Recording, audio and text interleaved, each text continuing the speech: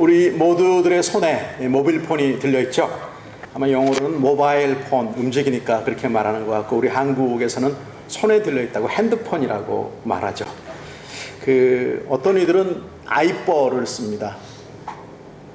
아이폰 아시죠? 네, 어떤 이들은 갤럭시를 씁니다. 갤럭시, 아이뻐. 이 회사들은 계속 더 나은 것들을 만들어내고 사람들은 새 것을 쫓아가기에 돈을 쓰죠.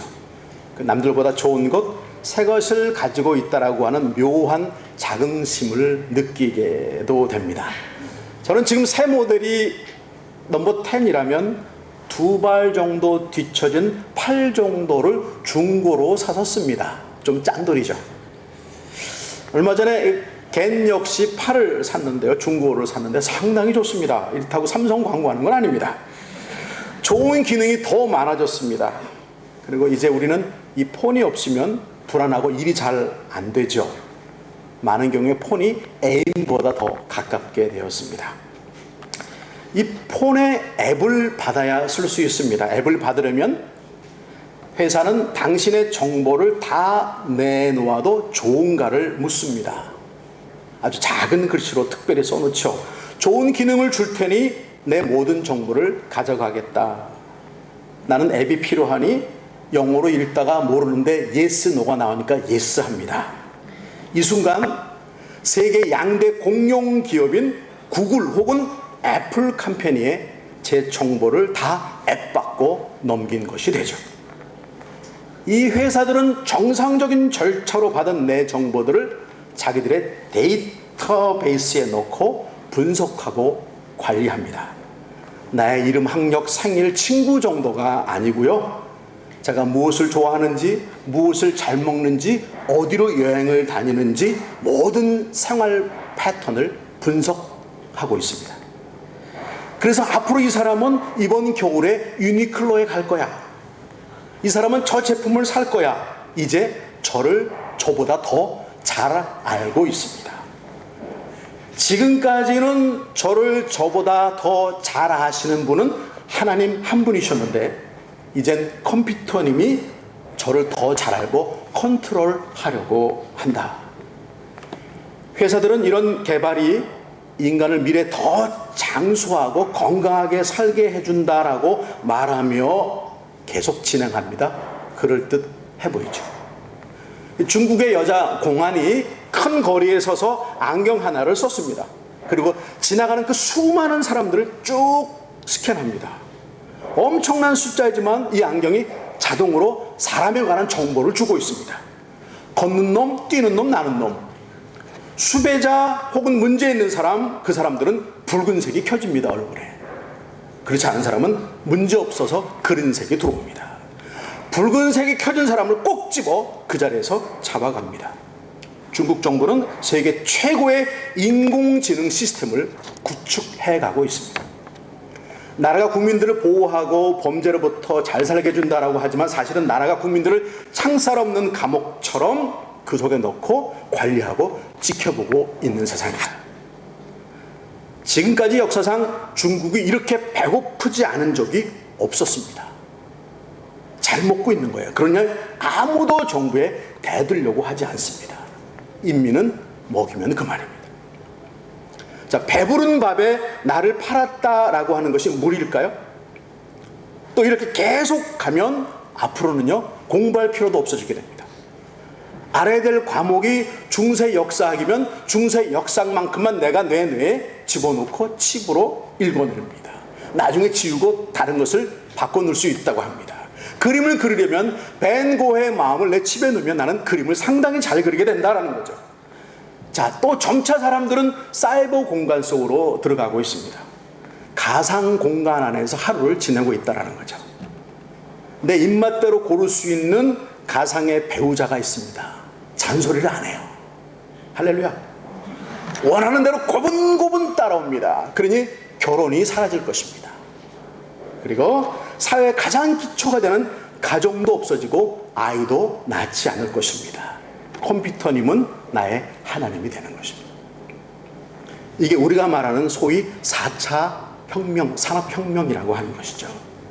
이렇게 초스피드로 개발들이 이루어지면 결국에는 성경에서 말하는 큰 하나의 세계 통합 정부가 등장할 것이고, 그 정부를 대표하는 한 인물이 드러나게 될 것이고, 그는 하나님을 부인하며 신없이 우리가 잘 살 수 있다라고 선언할 것이고, 전쟁도 없고 평화로운 윤택한 생활을 조건으로 그는 계속 앞으로 나갈 것입니다. 자, 데살로니가 후서 2장 3절과 4절입니다. 함께 읽죠. 시작.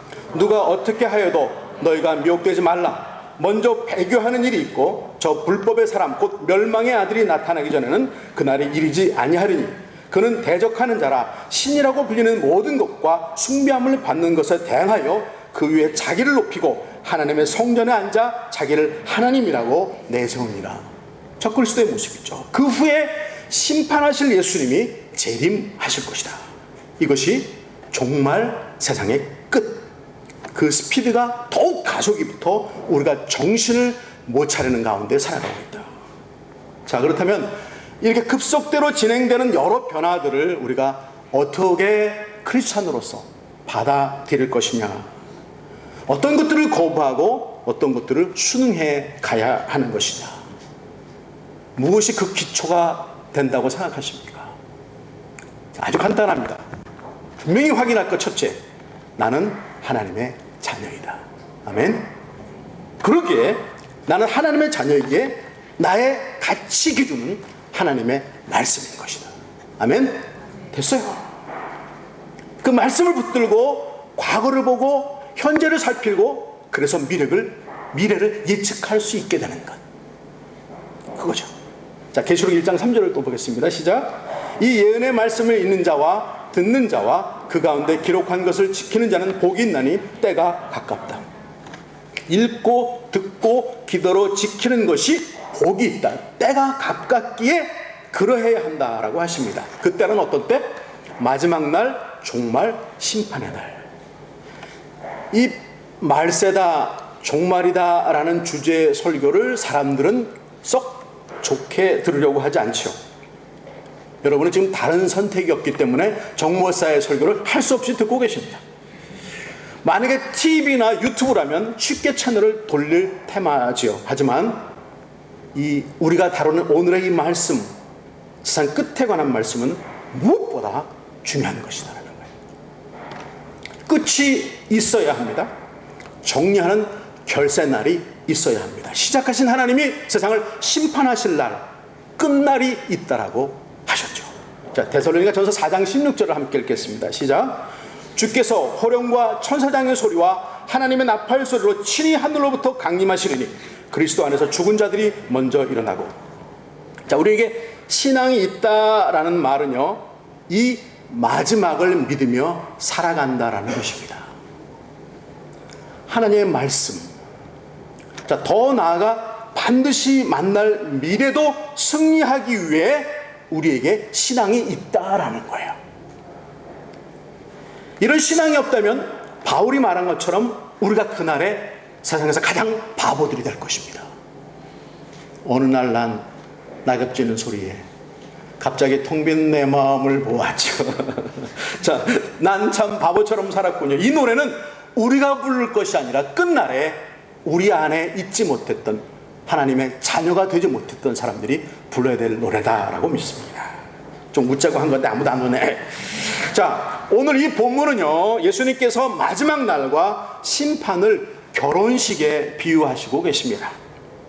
유대인들은 결혼을 할 때 잔치를 2번 하게 되는데요, 처음에 한 번은 신부집에서 합니다. 그리고 신랑집에 와서 합니다. 신랑이 신부집에 먼저 가서 잔치를 하고 그 후에 신부를 데리고 자신의 집으로 와서 또 잔치합니다. 신랑이 신부집에 가는 것은 낮이 아니고 밤입니다. 자, 예수님께서 신랑을 맞이하는 열 처녀를 말씀하십니다. 1절과 2절 읽습니다. 시작.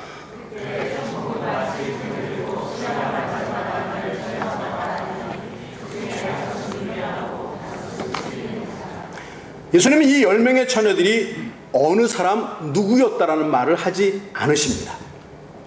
예수님께서 그 10명이 누구라고 하지 않으신 것은 우리가 관심 둘 필요가 없기 때문인 것입니다. 성경을 좀 그렇게 보셔야 돼요. 말씀 안 하신 것을 그저 찾으라고 애쓸 필요 없죠. 나중에 다 해결됩니다. 깊이 알 필요가 없는 것들은 그냥 넘어가도 충분하신 하나님의 말씀입니다. 우리가 관심둬야 될 것은요, 그들이 신랑을 맞이하여 잔치에 참석해야 한다는 것이죠. 근데 그 10명의 같은 바람, 같은 상황에 있는 사람이었지만 그들이 원하는 대로 결과가 나타나는 것은 아니었다라는 거예요. 반으로 나뉘었다라는 거예요. 잠치에 참석한 자가 있고 참석하지 못한 자가 있게 되었다라는 거예요. 그렇다면 이 교훈은, 그 초점은 오기로 한 신랑은 정말 온다. 즉 마지막 날은 반드시 온다. 그리고 그날에는 기쁨과 후회 둘로 나누어지게 된다. 그거죠. 자, 내가 살아있는 이때에 예수님이 그날을 맞이하며 오실까요? 그렇다면 나는 그날에 어떤 모습으로 그분을 맞이할까요? 자, 좀 더 봅니다. 이 밤의 잔치, 밤은 성실히 살아온 하루에 피곤한 몸을 뉘우는 새 힘을 얻는 시간이죠. 깊이 잠이 드는 때를 말하죠. 하지만 더 중요한 목적을 이루려면 다 자는 시간일지라도 깨어 있어야 한다라고 하시는데 13절 있습니다. 시작. 그런즉 깨어 있으라. 너희는 그날과 그때를 알지 못한다. 그런즉, 즉 실패하지 않으려면, 기다리던 잔치에 들어가려면 깨어 있어야 한다. 깨어 있어야 한다는 이유는요, 그때가 언제인지 모르기 때문이다라고 하십니다. 신랑이 올 때 세상은 밤이고 신랑과 함께 잔치에 들어갈 수 있는 사람은 깨어있는 자다. 이것을 가르치시고 싶어 하시는데요, 좀 더 봐야 됩니다. 2절입니다. 시작. 그 중에 5은 미련하고 5은 슬기로운 자라. 5을 미련하다고 하시고 반으로 나눠 5을 슬기롭다고 하십니다. 자, 둘로 나눈 이유가 뭔지 아세요? 기름 때문입니다. 기름을 준비한 자를 슬기롭다, 준비한 자를 미련 곰퉁이다 하십니다. 자, 기름의 준비는 깨어있음과 연관이 있다는 거죠. 자, 5절 또 보겠습니다. 시작. 신랑이 더디어 오므로 다 졸며 잘세. 5은 잠들고 5은 깨어있었다가 아니에요. 자, 뭐라고요? 10명 모두 다 똑같이 졸며 잤다라는 거예요. 졸고 자는 것이 슬기로움과 미련함의 기준이 아니라는 거예요. 그렇다면 예수님이 그날에 깨어 있어야 한다라고 하는 것을 어떻게 해석해야 되느냐? 좀 더 볼까요? 오실 신랑을 맞을 때 그렇게 슬기롭게 칭찬받을 사람은 새벽 예배에 나가고 꾸준히 말씀 보고 생활하고 열심히 기도하고 충성해야 된다라고 하는 것이 맞는 것이 아니다라는 거죠. 자, 좀 더 들어보세요. 그럼 본문에서 10명이 다 잤는데 그렇다면 그 반반 나눈 것이 틀린 말이 된다는 거예요. 좀 이해가 되세요? 저는 좀 이해가 되시기를 간절히 성령께 기도하며 말씀을 전하고 있는데요. 자, 보세요. 졸리면 자는 것이 자유함입니다. 밤이 깊으면 자는 것은 당연한 거예요. 왜 자유하지 못하고 왜 당연하지 못하느냐? 졸면 죽는다라고 초소에 써 있습니다. 고속도로 중간중간에 쉼터가 있습니다. 큰 사고 치지 마시고 잠시 눈 붙여 가세요. 자, 우리 하나님 어떤 분? 졸린데 눈 떠 있으라고 자면 안 돼 라는 분이 아니시라는 거예요. 예수님이 깨어 있어라 하심은 그날 그때만이 아니라는 거예요. 항상 평소에 우리의 삶이 그러하기를 원하신다는 거예요. 깨어있음이란 어떤 특별한 날에 특별한 종교 행위가 아니다라는 거예요. 늘 하나님 안에 내가 거하고 있음. 할렐루야. 하나님을 사랑하며 그 사랑 속에 내가 거하고 있음을 즐기고 있는 것, 그것을 말하는 거죠. 자, 마태복음 24장 40절 42절 봅니다. 시작. 그때 두 사람이 밭에 있음에 한 사람은 데려가고 한 사람은 버려움을 당할 것이요, 두 여자가 맷돌질을 하고 있음에 한 사람은 데려가고 한 사람은 버려둠을 당할 것이니라.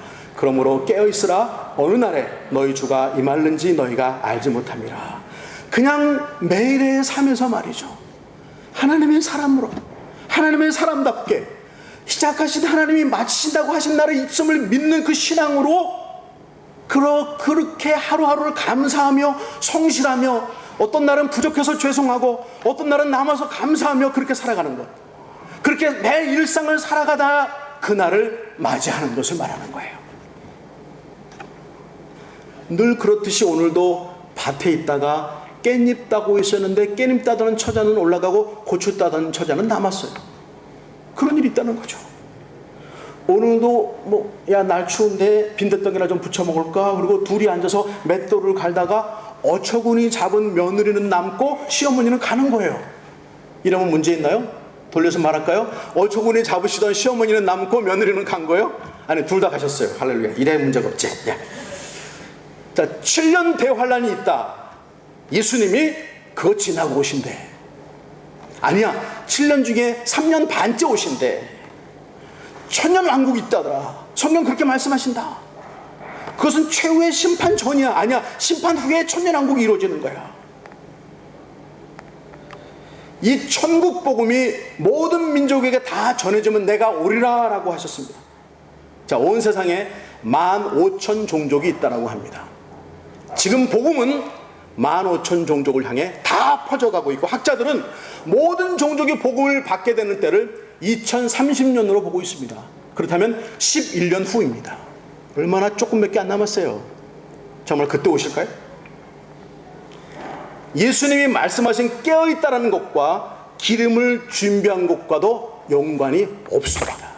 자, 슬기롭다, 미련하다라는 것은 이런 기준이에요. 그가 얼마나 효율적으로 행동했는가에 따라 결정된다라는 거예요.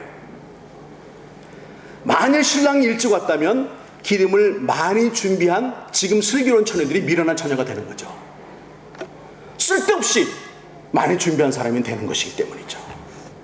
어쩌면 미련하다라고 돼버린 이 5 처녀는 이 정도면 될 거야 라고 적당한 어마운트의 기름을 준비했고, 만약에 좀 늦어지면 당장 나가서 사올 것이라고 채우자라고 대비했을 수도 있습니다. 이것을 우리는 합리적인 생각이라고 말합니다.